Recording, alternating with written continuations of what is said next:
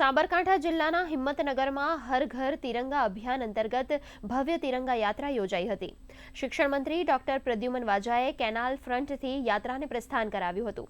આ યાત્રામાં સાંસદ, ધારાસભ્ય, જિલ્લા ભાજપ પ્રમુખ, જિલ્લા કલેક્ટર, જિલ્લા પોલીસ વડા સહિત મોટી સંખ્યામાં વિદ્યાર્થીઓ, નાગરિકો અને આગેવાનો જોડાયા હતા।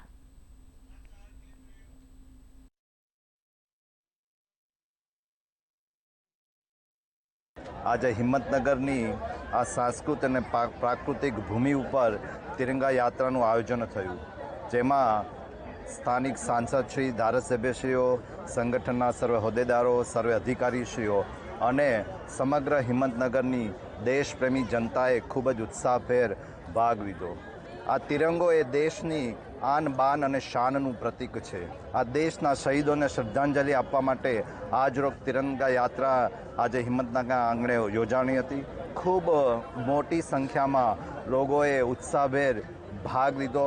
અલગ અલગ સાંસ્કૃતિક કાર્યક્રમો પણ આ તિરંગા યાત્રામાં થયા।